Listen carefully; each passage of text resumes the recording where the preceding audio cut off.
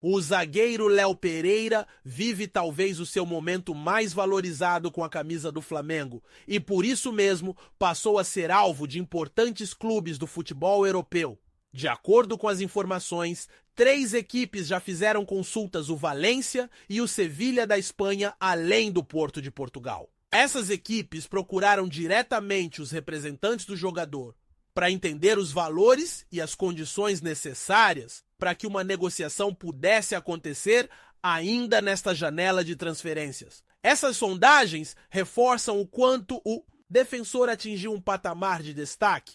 Hoje ele é considerado um dos pilares da equipe rubro-negra. Sob o comando de Filipe Luís Léo Pereira, assumiu de vez a condição de titular absoluto. Só nesta temporada, ele já entrou em campo em 39 partidas, sendo que em 38 delas começou jogando desde o início e ainda balançou as redes 4 vezes. Esse desempenho consistente rendeu ao jogador até mesmo um espaço na pré-lista de Carlo Ancelotti para a seleção brasileira, algo que comprova o nível de confiança e respeito que ele conquistou.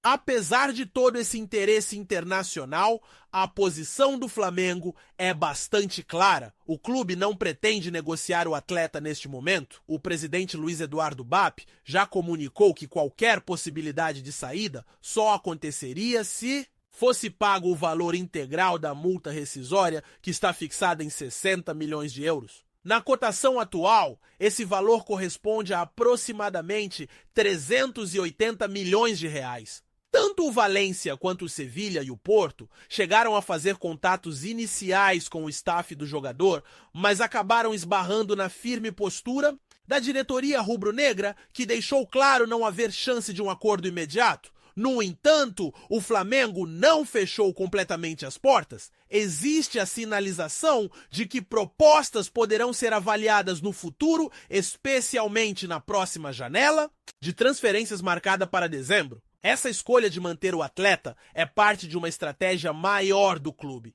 O objetivo é blindar os titulares de Filipe Luís neste momento decisivo da temporada. O Flamengo lidera o Campeonato Brasileiro e também já está classificado para as quartas de final da Copa Libertadores da América. Perder um jogador considerado essencial, como é o caso de Léo Pereira, seria tratado internamente como um risco desnecessário e que poderia comprometer os objetivos do time. Além do valor técnico dentro de campo, há ainda o peso de liderança do zagueiro. Filipe Luís vê nele uma referência defensiva e também um jogador de voz ativa junto ao elenco. É verdade que o grupo foi reforçado recentemente com nomes como Jorginho Saul, Níguez Emerson Royal e Samuel Lino, o que aumentou a competitividade e deu mais opções ao treinador.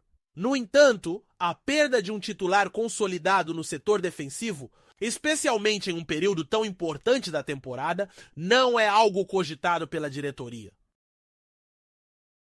Antes de continuarmos, não deixe de curtir, comentar e se inscrever no nosso canal. Isso é muito importante, pois fortalece a corrente rubro-negra, fazendo nosso Mengão cada vez maior e mais forte.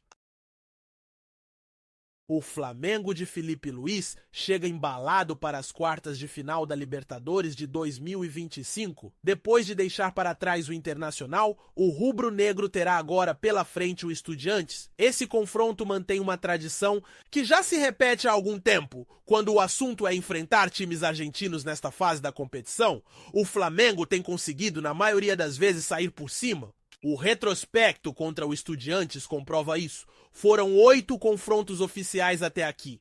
O Mengão venceu 3 partidas, empatou 4 e perdeu apenas uma vez. Nesse período marcou 9 gols e sofreu somente 5. Caso consiga passar pelos argentinos, o Flamengo encontrará na semifinal o vencedor do duelo entre Vélez Sarsfield e Racing. E mais uma vez, os números são favoráveis para o lado rubro-negro. O Vélez tem um peso especial na memória recente do torcedor.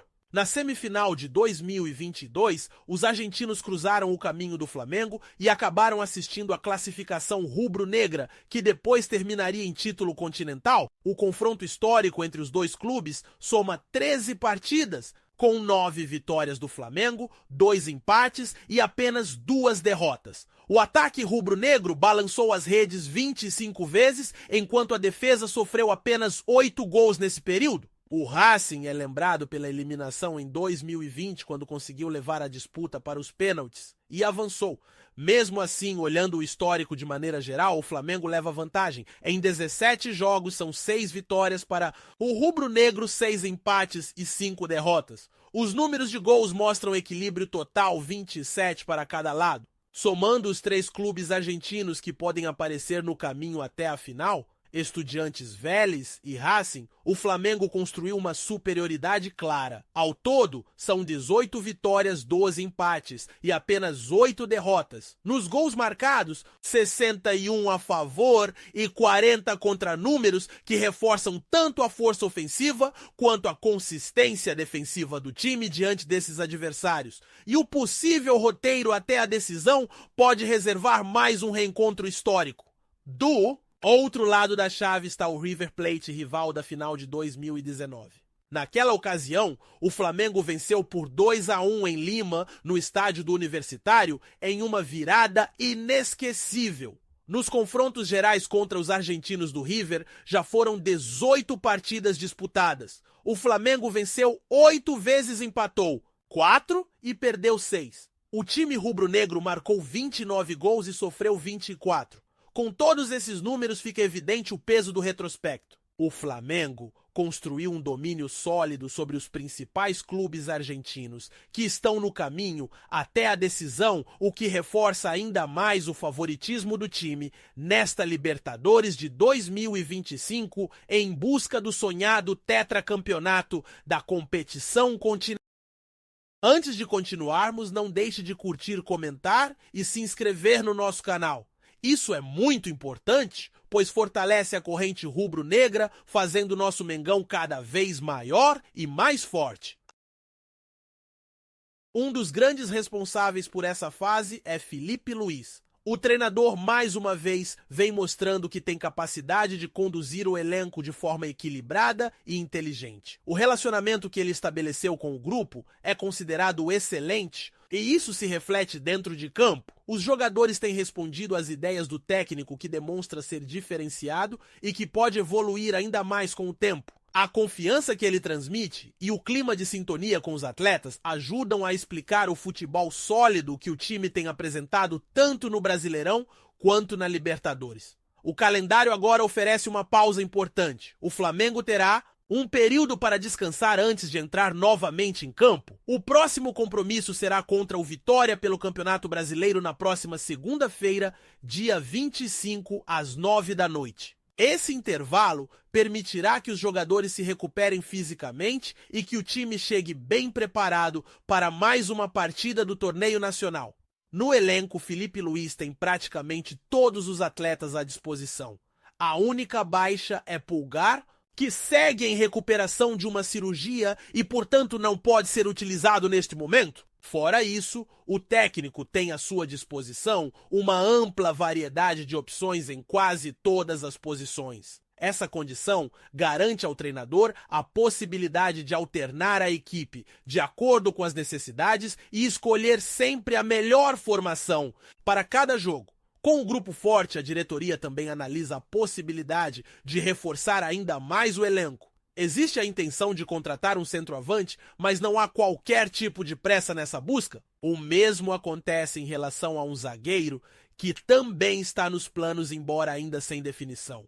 O clube vem estudando nomes internamente, mas tudo com bastante calma e sem precipitação. Se por um lado há o desejo de reforçar o time, por outro, existe também a necessidade de lidar com propostas que chegam do exterior, e foi exatamente o que aconteceu recentemente em relação ao atacante Pedro. O Flamengo recebeu uma oferta de 17 milhões de euros, algo que corresponde a 108 milhões de reais. A proposta veio de um clube da Europa cujo nome não foi revelado. A diretoria analisou os valores, mas não considerou a quantia satisfatória e por isso recusou a negociação. Não foi apenas o clube que rejeitou a possibilidade de saída. O próprio Pedro também não demonstrou interesse em deixar o Flamengo neste momento. O atacante vive uma boa fase sob o comando de Filipe Luís e tem conseguido mostrar em campo o seu valor. Prova disso foram os 3 gols marcados nos últimos 2 jogos contra o Internacional.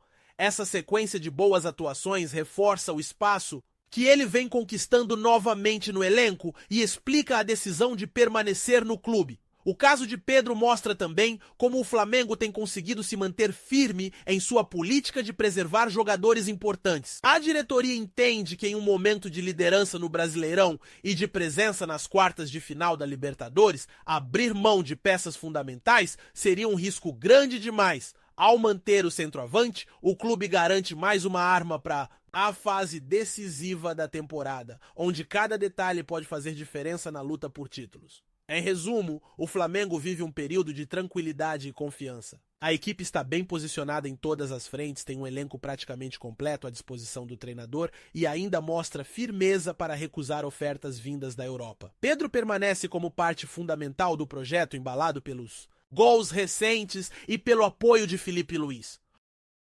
Antes de continuarmos, não deixe de curtir, comentar e se inscrever no nosso canal. Isso é muito importante, pois fortalece a corrente rubro-negra, fazendo nosso Mengão cada vez maior e mais forte. Nesta semana, o Flamengo anunciou um acordo histórico com a sua nova patrocinadora Master. O contrato terá validade até o ano de 2028 e vai render ao clube carioca quase 900 milhões de reais ao longo do período. Esse montante coloca o negócio como o maior contrato já firmado no futebol sul-americano, demonstrando a força da marca Flamengo dentro e fora de campo. Os valores anuais também impressionam. A nova patrocinadora Master vai desembolsar 268 milhões e meio de reais por temporada, um número que evidencia o peso do rubro-negro no cenário esportivo e comercial. Com cifras tão expressivas, começaram a surgir rumores de que a empresa poderia inclusive ajudar o clube a bancar a chegada de um craque internacional. Nos bastidores da Gávea, o nome de Paulo Dybala chegou a ser citado. O atacante argentino, campeão do mundo, com a sua seleção teve seu nome especulado como possível reforço. Filipe Luís teria aprovado a ideia de contar com um jogador desse nível, mas a realidade é bem diferente. Segundo informações apuradas pelo jornalista Fabrício Lopes, do canal Resenha Rubro-Negra, o Flamengo não está negociando a contratação de Dybala neste momento. Ainda de acordo com a apuração, a nova patrocinadora Master não vai fazer aportes financeiros específicos para bancar contratações. A ideia de investir em reforços internacionais por meio do patrocínio não está nos planos e nunca chegou a ser discutida oficialmente. Outro fator que afasta qualquer possibilidade é o alto salário do jogador, que hoje recebe cerca de 4 milhões de reais por mês na Roma. Isso torna inviável no cenário atual imaginar a chegada dele ao futebol brasileiro.